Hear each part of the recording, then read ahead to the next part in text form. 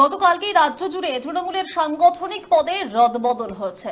বীরভূমেও সেই একই ছবি। বীরভূম জেলার তৃণমূল সভাপতি পদ তুলে দেওয়া হয়েছে, আর সেই জায়গায় বীরভূম জেলা তৃণমূল কংগ্রেস পরিচালনার দায়িত্ব দেওয়া হচ্ছে কোর কমিটির হাতে।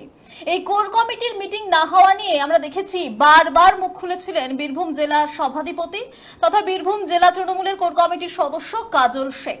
আর গতকালকের এই রদবদলের পর 24 আওয়ার্স টিভির মুখোমুখি হয়েছিলেন কাজল শেখ। কি প্রতিক্রিয়া তার, দেখুন। নমস্কার। 24 আওয়ার্স টিভির মুখোমুখি বীরভূম জেলা পরিষদের সভাধিপতি তথা বীরভূম জেলা তৃণমূলের কোর কমিটির অন্যতম সদস্য ফাইজুল হক অর্থাৎ কাজল শেখ। আমরা জানি যে গতকাল রাজ্য তৃণমূল কংগ্রেসের পক্ষ থেকে পশ্চিমবঙ্গের প্রতিটি জেলার সভাপতি এবং জেলার চেয়ারপারসনদের নাম ঘোষণা হয়েছে। সেই তালিকায় ছিল বীরভূম জেলাও। কিন্তু বীরভূম জেলার ক্ষেত্রে আশ্চর্যপূর্ণ বিষয়, কারণ বীরভূম জেলার তৃণমূল কংগ্রেসের যে সভাপতি পদ, সেই সভাপতি পদ সরিয়ে দেওয়া হয়েছে। কারণ বীরভূম জেলার দায়িত্ব দেওয়া হয়েছে জেলা কোর কমিটির হাতে, এবং সেই কোর কমিটি আগামী দিনে জেলা পরিচালনা করবে তৃণমূল কংগ্রেসের পক্ষ থেকে। দেখা যায় যে গত পঞ্চায়েত নির্বাচন এবং লোকসভা নির্বাচনে বীরভূম জেলায় অভাবনীয় ফল এই জেলা কোর কমিটির হাত ধরেই এসেছে।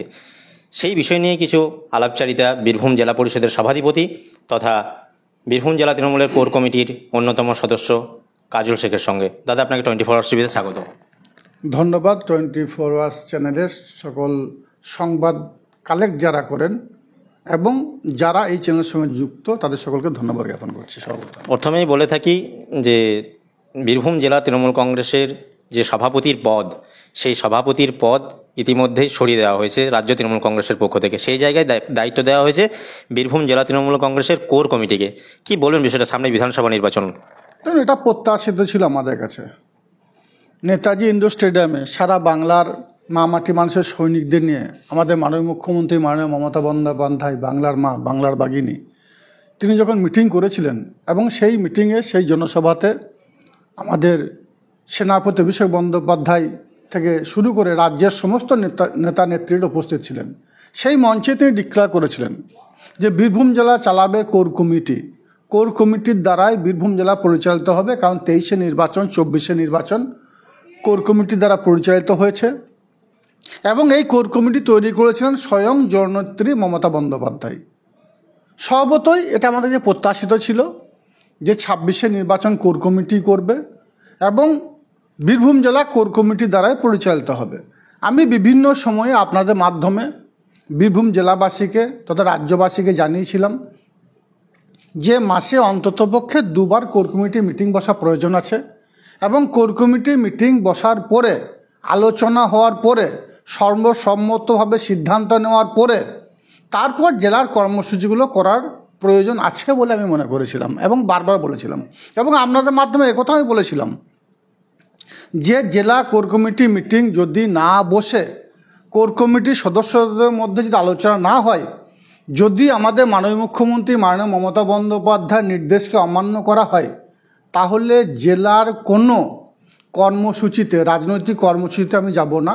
মাননীয় মুখ্যমন্ত্রী মাননীয় মমতা বন্দ্যোপাধ্যায় আমাকে বীরভূম জেলার সভাধিপতি আসনে বসেছেন বীরভূম জেলার উন্নয়নের স্বার্থে, জাতি ধর্ম মতামত নির্বিশেষে সকল সম্পদের মানুষের উন্নয়নের স্বার্থে সদা সর্বদা নিজেকে নিয়োজিত রাখবো।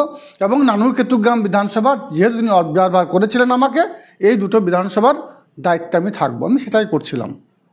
তো গতকাল রাজ্য স্তর থেকে যে সিদ্ধান্ত সারা বাংলার মানুষকে জানানো হয়েছে, এর জন্য আপনাদের মাধ্যম দিয়ে রাজ্যের মাননীয় মুখ্যমন্ত্রী মাননীয় মমতা বন্দ্যোপাধ্যায়কে নত মস্তকে প্রণাম জানাই যে বীরভূম জেলা কোর কমিটির প্রতি আস্থা ভরসা রেখেছেন। দিনের শেষে একথা বলবো, যেভাবে আমাদের মাননীয় মুখ্যমন্ত্রী মাননীয় মমতা বন্দ্যোপাধ্যায়, বাংলার বাঘিনী, বাংলার মা, তিনি আমাদের প্রতি আস্থা ভরসা রেখেছেন। আমাদের যুবরাজ অভিষেক বন্দ্যোপাধ্যায়, তৃণমূল কংগ্রেস দলের সেনাপতি, তিনি আমাদের প্রতি আস্থা ভরসা রেখেছেন।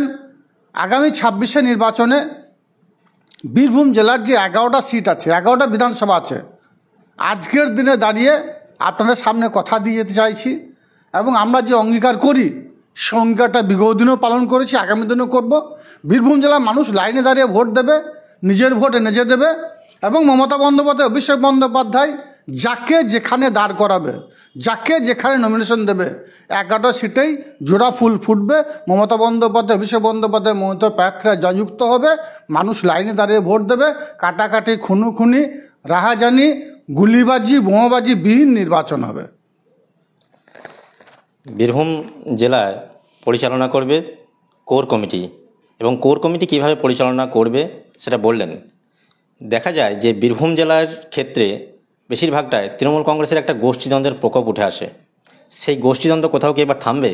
কারণ হচ্ছে বীরভূম জেলার জানা যায় প্রায় যে সব থেকে শিরোনামে উঠে আসে কোনো সময় অনুব্রত মণ্ডল গোষ্ঠী, কোনো সময় কাজল শেখ গোষ্ঠী। এই যে দ্বন্দ্ব, এই দ্বন্দ্ব কোথাও কি মিটবে? কারণ বীরভূম জেলার ক্ষেত্রে এখন থেকে জেলা সভাপতির পদ বিলুপ্ত করা হয়েছে, কারণ জেলা সভাপতি পদই থাকেনি। তাহলে সেই জায়গায় বীরভূম জেলা তৃণমূল কংগ্রেসের কোর কমিটির দ্বারা পরিচালনা হয়ে বীরভূম জেলা তৃণমূল কংগ্রেসের গোষ্ঠীকণ্ডল কতটা থামবে জানবো কাজল শেখের কাছে। দেখুন, আমি একথাই বলবো, লবি নয়, এক দল এক নেত্রী, এটাতেই আমি বিশ্বাস করি। লবিবাজিতে বিশ্বাস করি না। কারণ একটা কথা, যেটা হচ্ছে যতক্ষণ পর্যন্ত মমতা বন্দ্যোপাধ্যায়, অভিষেক বন্দ্যোপাধ্যায় হাত মাথায় আছে, আমি নেতা।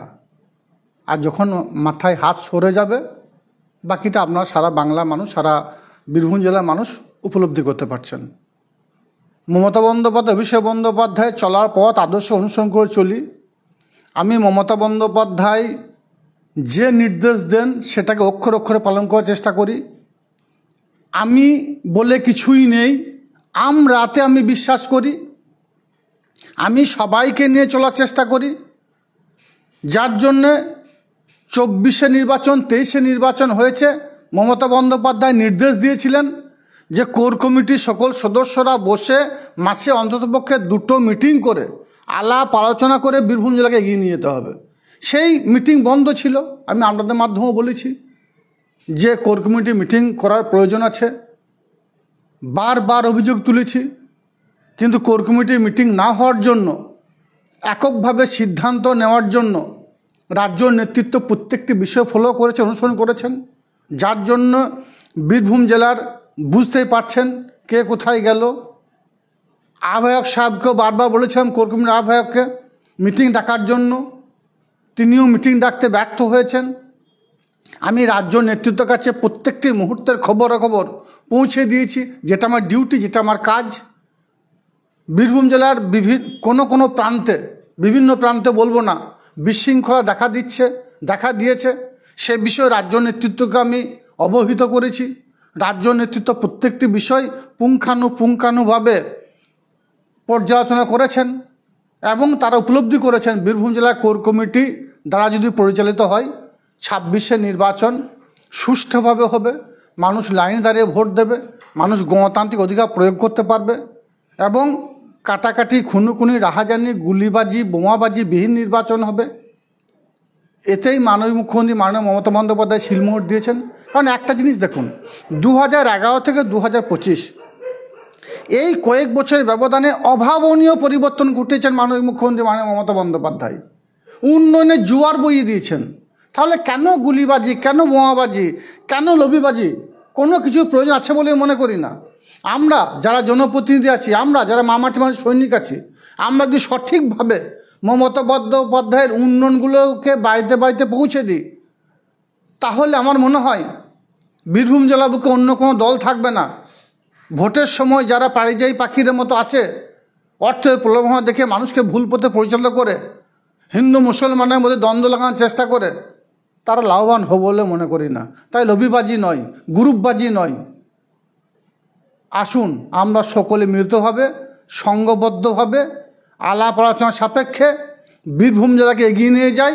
মমতা বন্দ্যোপাধ্যায় যে নির্দেশ দেবে, আমাদের দলের সেনাপতি অভিষেক বন্দ্যোপাধ্যায় যে নির্দেশ দেবে, সেই নির্দেশটাকে অক্ষরে অক্ষরে পালন করব, আমরা পালন করব। আসুন, আমি নয়, আমরাতে বিশ্বাসী হই। আসুন মমতা বন্দ্যোপাধ্যায়, অভিষেক বন্দ্যোপাধ্যায়, তাদের চলার পথকে আমরা অনুসরণ করে চলবো আগামী দিনে। এবং 26শে নির্বাচনে, আবার বলছি দিনের শেষে, 26শে নির্বাচনে বীরভূম জেলার 11টা সিট আছে, 11টা অ্যাসেম্বলি আছে, 11টা বিধানসভা আছে, 11টাতেই জোড়া ফুল ফুটবে এবং বিরোধীদের নাস্তা নাবুদ করে ছাড়বো। আজকের দিনে এই 24 আওয়ার্স টিভি চ্যানেলের সামনে আমি কথা দিচ্ছি, আমার কথাটা গণনা কেন্দ্র যেদিন হবে 26শে নির্বাচন মিলিয়ে নেবেন। কাজল শেখ বলছেন, আমি নয়, আমরাতে বিশ্বাসী। সেই জায়গাটাই দেখা যাবে যে সামনের বিধানসভা নির্বাচনে কতটা ফলপ্রসূ হয়। বীরভূমের নানুর থেকে মোহাম্মদ ইকবাল হোসেন, 24 আওয়ার্স টিভি।